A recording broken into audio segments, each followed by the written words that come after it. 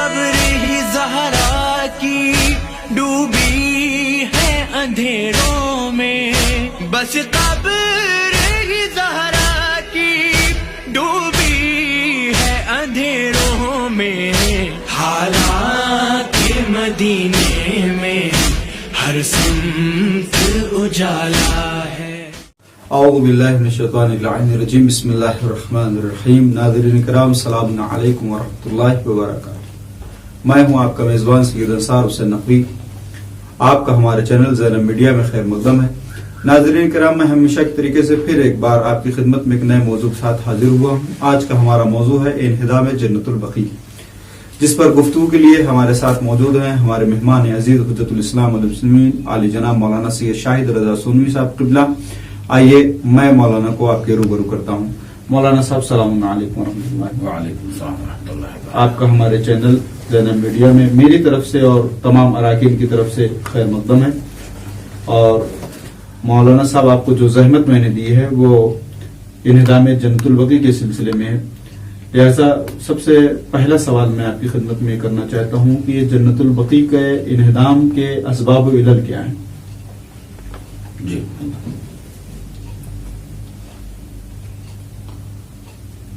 اعوذ باللہ من الشیطان اللعین الرجیم، بسم اللہ الرحمن الرحیم،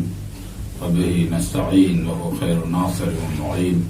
وصلی اللہ علی محمد وآلہ الطاہرین، اما بعد فقد قال المعصوم کونوا للظالم خصما وللمظلوم اونا۔ یہ تعلیم اہل بیت ہمیشہ سے رہی ہے کہ ظالم کے مد مقابل ہم کو اٹھ کھڑے ہونا چاہیے اور مظلوم کی ہر طرح سے دامے درہمے سخنے مدد کرنی چاہیے۔ یہ آج یعنی 8 شوال المکرم 1344 ہجری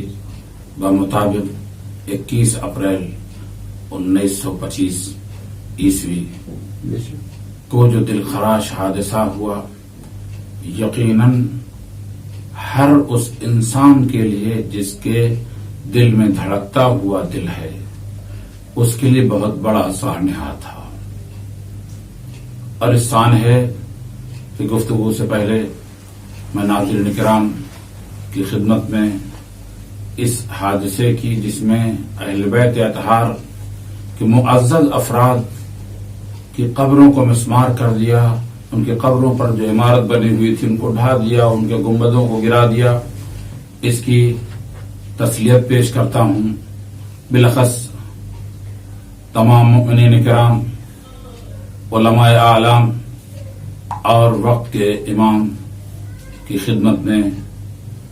اس بڑی مصیبت کا پرسہ پیش کرتا ہوں۔ اب جناب جو ہمارے میزبان ہیں ان کے سوال کے مطابق کہ علل اور اسباب، یا بالکل سادی زبان میں وہ چیزیں جو باعث ہوئیں کہ مسلمانوں کی محترم شخصیات کی حرمت کو برباد کر دیا جائے، وہ کیا ہیں؟ یعنی عالم اسلام میں اتنی اہم قبرستان اور اہم قبرستان میں اتنے اہم ساکن، یعنی اتنے اہم مدفونین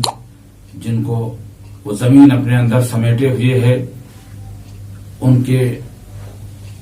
قتل عام کہا جائے تو کم نہیں ہے۔ جس طریقے سے ان کی قبروں کو مسمار کیا گیا ہے، اس کا سبب جو میں نے اپنے مطالعات میں دیکھا، سب سے بڑا سبب ہم کو یہی نظر آیا کہ ہم نے یہودیوں کی ان کی مات کو دیکھا کہ وہ مسلمانوں سے ہمیشہ ہزیمت کھاتے رہے ہیں، اور اس سلسلے میں ہمیشہ ان کے پیشانی پر تیوریاں رہی ہیں، اور ہمیشہ اپنے وجود میں وہ بل کھاتے رہے ہیں کہ ہے مسلمان تو پھر رہے ہیں اور ہم مسلمانوں سے ہمیشہ ہزیمت کھاتے رہے ہیں، اور کوئی یہی 19ویں صدی اور 20ویں صدی کا زمانہ تھا جس میں انہوں نے اپنے ہرکارے دوڑائے، اپنے جاسوسوں کو بھیجا تاکہ مسلمانوں کا مطالعہ کیا جائے، مسلمانوں کی دینی حالت کا مطالعہ، مسلمانوں کی سماجی حالت کا مطالعہ، اور یہ سب مطالعہ کرنے کے بعد جس میں سے ایک آدمی تھا ہیمفرے، کہ جس کو اس علاقے کے لیے جاسوس بنا کے بھیجا تھا، یعنی اپنا مامور بنا کے بھیجا تھا، وہ اپنی ڈائری میں یہ لکھتا ہے کہ محمد ابن عبد الوہاب کے زمانے سے ہی باتیں سب شروع ہو گئی تھیں، اور اس کے بعد نے بالکل تمام مسلمانوں کے مقدسات کو پامال کرنا شروع کر دیا تھا، اور گویا اپنی نئی شریعت کا اظہار کر رہے تھے۔ میرے عزیزوں اور ساتھیوں، یہ نئی شریعت کا اظہار نہیں تھا، بلکہ یہودیوں کی جانب سے ان کو دیے ہوئے احکام تھے، ان کے فرمودات تھے کہ جن کو یہ منہ بمنہ اس کو پیادہ کر رہے تھے، اس پر عمل کر رہے تھے، اور اس کو شریعت کا نام دے کر کے، اس کو شریعت کے اندر جگہ دے کر کے، شریعت بنا کے اس پہ عمل کر رہے تھے، اور گویا مسلمانوں کو بھی بیوقوف بنا رہے تھے اچھے نام سے، اچھے لقب سے، کہ یہ بت پرستی کی مثالیں ہیں، یہ بت پرستی کی نشانیاں ہیں، لہذا ہم کو بت پرستی کو ختم کرنا ہے تو یہ جتنی قبریں ہیں ان کو مٹایا جائے، ان کو منہدم کیا جائے، چاہے جہاں ہوں، چاہے جس علاقے میں ہوں۔ ان کے لیے کوئی یہ نہیں تھا کہ فلاں علاقے میں شیعہ رہتے ہیں، فلاں علاقے میں سنی رہتے ہیں، ان کے لیے تو اتنا بڑا قبرستان، جو کہ میں نے کہا کہ جگر گوشہائے پیغمبر، اور اس سب میں بزرگ تر باعظمت یعنی صدیقہ طاہرہ کے مزار کو بھی پامال کیا گیا، مسمار کیا گیا، اور وہیں پر حضرت فاطمہ زہرا سلام اللہ علیہا کے 4 فرزندوں کو، یعنی امام حسن مجتبی علیہ السلام، امام زین العابدین، اور اسی طریقے سے امام محمد باقر علیہ السلام اور امام جعفر صادق علیہ السلام کی قبروں کو بھی مسمار کر دیا گیا۔ اتنے مقدس اور واقعاً محترم اصحاب کی قبروں کو بھی مسمار کر دیا گیا۔ یہاں پر یہ نہیں دیکھا گیا کہ یہ کس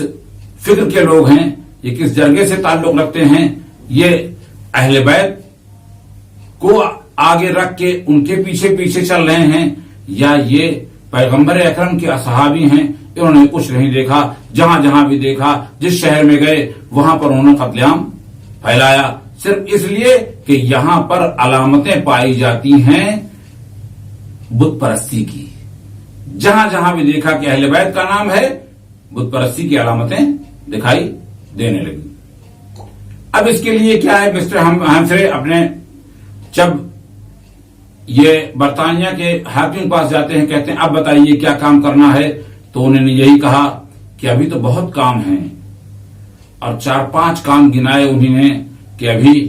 تو مسلمانوں کا بدلہ نہیں ہوا ہے، ابھی مسلمانوں سے بدلہ نہیں لے پائے ہیں، ابھی مسلمانوں کا قتل عام ہونا باقی ہے، ابھی خانہ کعبہ کو مسمار ہونا باقی ہے، ابھی خانہ رسول یا رسول کے حرم کو مسمار ہونا باقی ہے، ابھی جنت البقیع اسی طریقے سے برقرار ہے جو رسول اللہ کے خاندان کا نام بتا رہی ہے، وہی رسول جس نے ہمارے خاندان کا چراغ گل کر دیا تھا، اسی رسول کے تمام آثار برقرار ہیں۔ جب تک کہ آثار نہیں ختم ہو جائیں گے تب تک کہ ہم کو چین نہیں لینی ہے۔ ہیمفرے بھی آیا، اس نے بھی اسی کی سیاست پر عمل کرنا شروع کیا، اور اس زمانے میں یعنی 1344 کے آس پاس کے زمانے میں ایک مکے میں ایک فقیہ تھا، یا مکے میں ایک مفتی تھا، جس کے کہنے پر یعنی عبداللہ، جو کہ اس نے تمام مدینہ الرسول کے مفتیوں کو بلایا، اور بلانے کے بعد ایک مرتبہ یہ کہا کہ دیکھیے یہ سوالات ہیں، ان سوالات کے سیدھے جواب دینے ہیں۔ مثلا سوال یہ کہ اگر کوئی چیز بت پرستی کی علامت ہو تو اس کو آیا مٹا دیا جائے یا نہیں۔ اس طریقے کے ایسے سوالات جو ہے وہ بنائے گئے تاکہ جواب اس سے زیادہ نہ دیا جائے، اور ایسی صورتحال میں کہ جواب جب اس سے زیادہ نہ دیا جائے تو پھر یہی ہوگا، وہ مفتی بھی مجبور ہوگا یہ کہنے پر کہ ہاں جو بت پرستی کی علامتیں ہوں ان کو مٹا دیا جائے۔ اب چونکہ ان کی نظر میں خانہ کعبہ میں بھی بت تھے اور بت پرستی کی نشانی تھی، لہذا اس کو مٹا دیا جائے۔ اور اسی طریقے سے ایک ایک حرم اہل بیت کو جہاں جہاں دیکھا، جہاں جہاں بھی ان کا بس چلا، مٹاتے چلے گئے۔ اور یہی جنت البقیع جو میں نے کہا کہ اس میں حضرت عبد المطلب کی اولادیں ہیں، اس میں خاندان رسول اللہ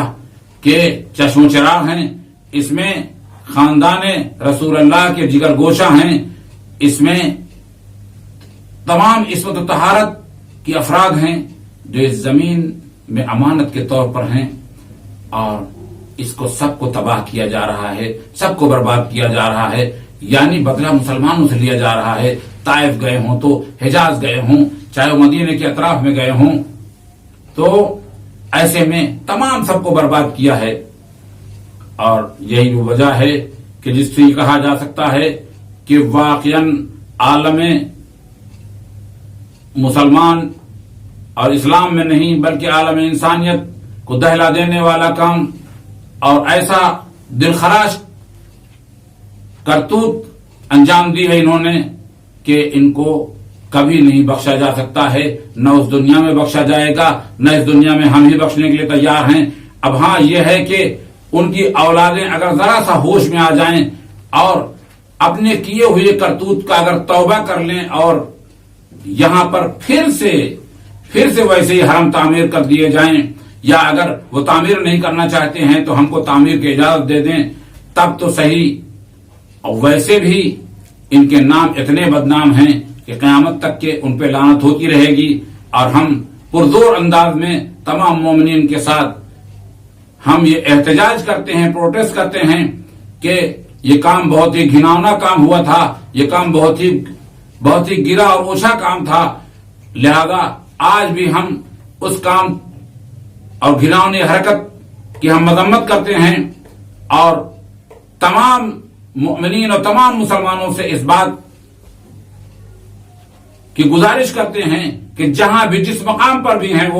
وہ اس دن کی یاد تازہ کریں، اور اس دن کے جو بانی اور باعث لوگ ہیں ان پر لعنت بھی کریں، ان کے خلاف احتجاج بھی کریں، اور ان کی حکومت کے مٹنے کی بددعا بھی کریں۔ وصلی اللہ علی محمد وآلہ الطاہرین۔ مولانا صاحب بہت بہت شکریہ آپ کا، الحمدللہ ماشاءاللہ بہت ہی تفصیل کے ساتھ آپ نے بیان کیا، اور بے شک یہ دن بہت ہی عظیم دن ہے، بہت ہی غمناک دن ہے، اور بہت سیاہ دن سے اگر تعبیر کیا جائے تو شاید صحیح ہوگا۔ اور خدا لعنت کرے آل سعود کے اوپر، اور لعنت کرے ان افراد کے اوپر، ان مفتیوں کے اوپر کہ جنہوں نے فتویٰ صادر کیا یا اس میں ہمکاری کی۔